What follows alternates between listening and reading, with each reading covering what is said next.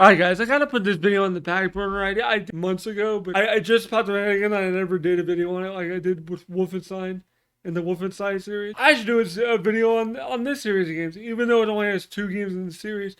I think it deserves to be talked about and my thoughts on it and kind of the history of it and the backstory of each game. So if you guys like this kind of video where I just talk about random stuff that pops in my head like this, let me know in the comments below, or just about liking the video.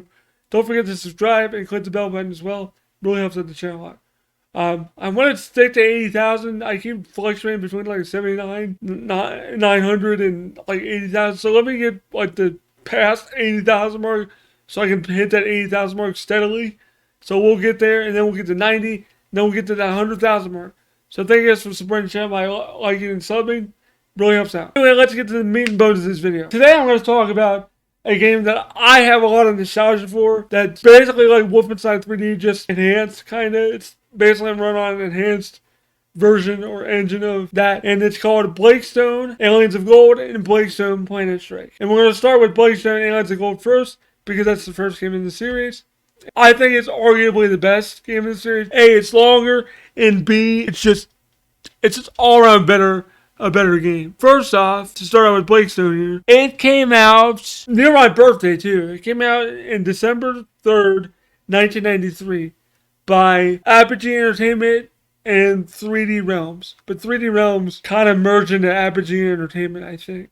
But here's the backstory of the game. I'll read you a little synopsis of this. It's set in 2140.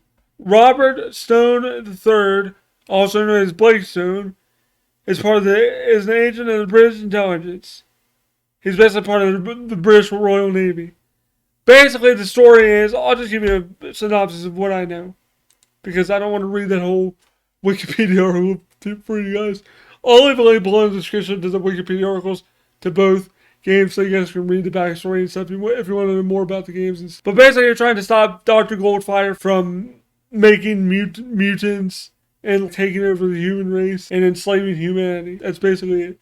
For basically both games. But it's basically your standard, classic, old FPS. This one's a little bit different. This is what I liked about this game. I liked, one, the music. The music is great. The music is like a jazzy, upbeat feeling. It's just got a really good feel. Bobby Prince did really good work on the music for Wolfenstein and Blake and Blakestone 2 and Doom as well. I think he did some stuff for Doom, I think. The music is great. The atmosphere is great. It's got that kind of sci-fi futuristic vibe. But the one cool thing about it was, in the game, there's these informant guys that walk around in like white suits. They kind of look like scientists.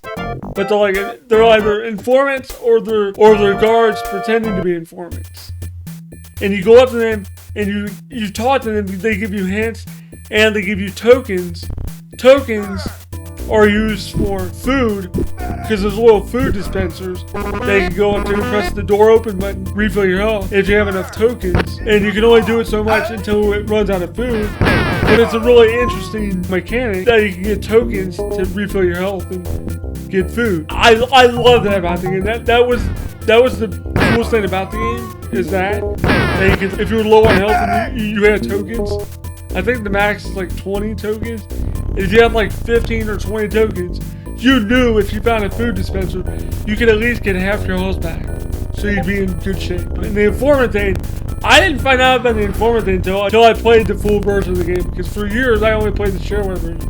And I would just shoot whoever was on screen. I didn't care if they were walking around or whatever.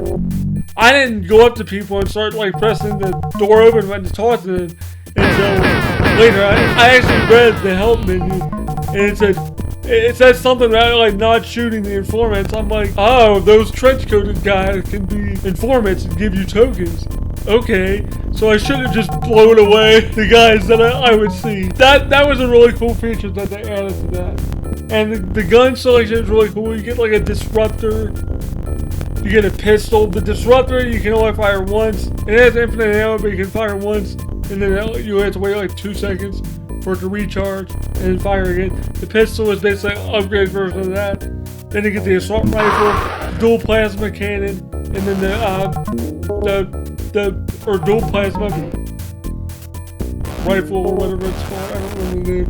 And then the plasma, like, basically the rocket launcher of the game, kind of. So there's 6 weapons, I guess. Yeah, 6 weapons. So there's your, like I said, your first gun, the pistol, the assault rifle, there's 5 guns. There's 6 guns in Planet Strike. I'm thinking of Planet Strike, my bad. I'm thinking of Planet Strike. There's 5 guns in the first game, 6 guns in the second. So there's a lot of cool enemies in there.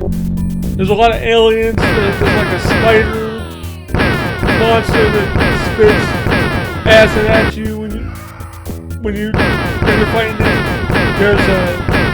There's a lot of cool enemies. There's a green broccoli looking monster.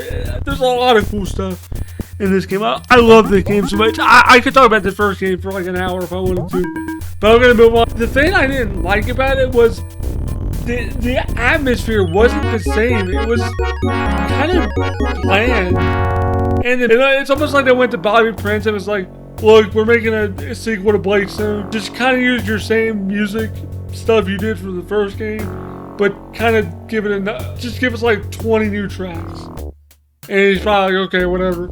So the music seems very uninspired. I don't know. I don't know how to put it. There's some good music in there, but not that much. Overall, the second game is definitely the weaker of the two. Because, like I said, the environments are very bland and very uninspired. And just the enemies, they're different, but they're basically retooled enemies from the last game. It's basically run on the same engine it was before, just a little bit more enhanced, which they basically just carried over assets. Sure, the guns look a little bit different, like the assault rifle is gray instead of green. The dual plasma rifle is, you can see more of the barrel of the gun, and the plasma cannon thing. Okay, now that I got the weapons, because I can never remember the name of the weapons. The first weapon is auto charge pistol. Second weapon is slow fire pistol. Third weapon is rapid assault weapon, or basically assault rifle. Fourth weapon is dual neutron disruptor. The fifth weapon is plasma discharge unit, basically the rocket launcher of the first game. And then the sixth weapon in Planet Strike only is the anti-plasma cannon, which is basically the BFG. Well, sort of the BFG. It's more like the plasma rifle, I guess, of Blakestone Planet Strike, I guess, is what I would like it to do, because you can blow open some doors with it. It's very powerful. It wastes like 20 ammo per shot, so it wastes a lot of ammo, but it's really powerful. That's the only new weapon in the game. All the other weapons look pretty much the same. Like I said, the rifle has a gray look to it. That's pretty much it. That's all they did to the weapon. They only have one new weapon, so there's nothing really different about it other than just finishing out the story. One little funny aspect to Planet Strike, when I found out Planet Strike existed, and this was probably back in like mid-2000s, probably when I was in high school, I was like, holy crap, we gotta get this game. So I went on eBay. I actually got a floppy disk version of the game, because there's a CD version of the game as well. I have the CD version of Aliens of Gold, but I have the floppy disk of Planet Strike. Well, I did. I'll explain that in a second. So I got it, and it was it was sealed. We opened it. I installed it. I think I played through it in like 2 or 3 nights. I was like, well, that was kind of bland. I beat it in 2 nights. So I was like, okay.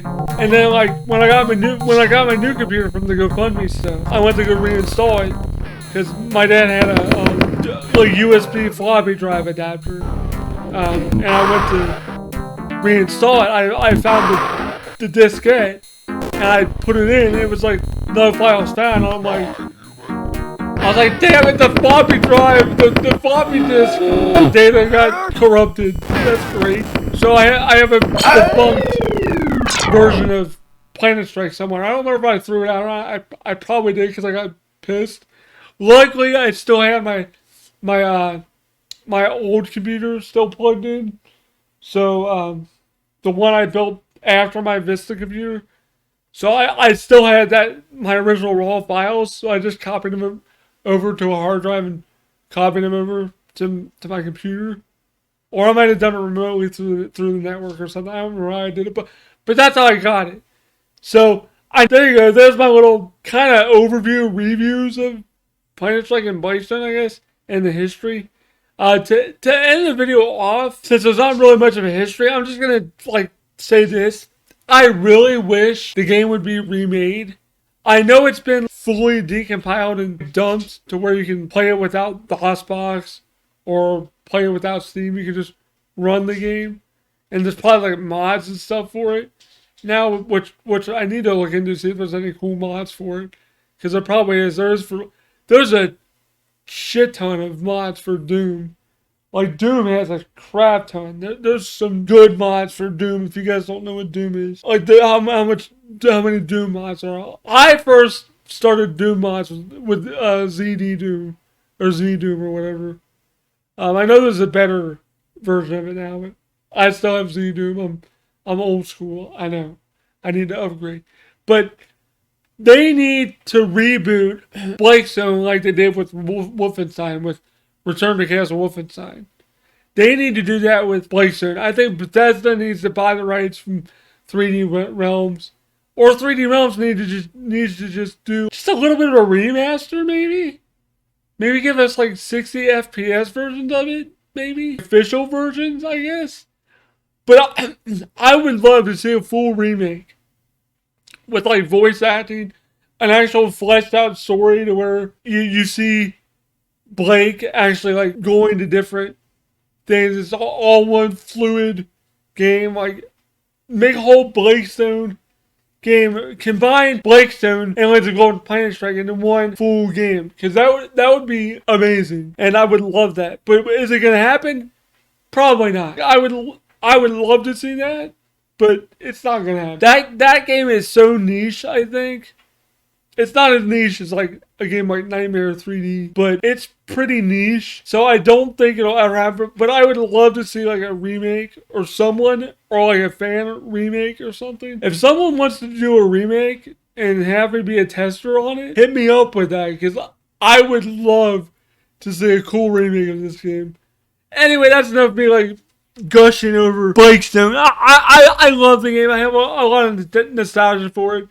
And I hope a lot of people do as well. I hope people go out there and check it out and play it. They're $4.99 a piece on Steam if you want to buy them digitally on Steam. They're $10 for both of them. Sometimes they go on sale, but I mean, $10 is, yeah, that's cheaper than what I paid for both of them back in the day. So go check them out. They're really fun. They're really good games to check out if you like classic Doom and Wolfenstein games. Anyway, guys, thanks for watching this video. I hope you guys enjoyed this video. Let me know if you guys did. Thank you for supporting me on Patreon, if you do. Thank you for my Bronze tier members. Thank you to you guys for supporting my channel. Thank you to my membership people for supporting me on memberships. Shout outs go to you guys. Shout outs go to my members first.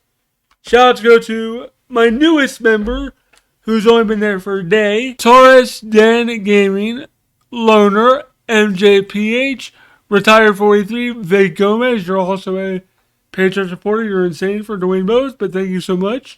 Blake the Derg and Duarte Fernandez. Thank you guys for supporting the channel. It really does help out a lot with memberships.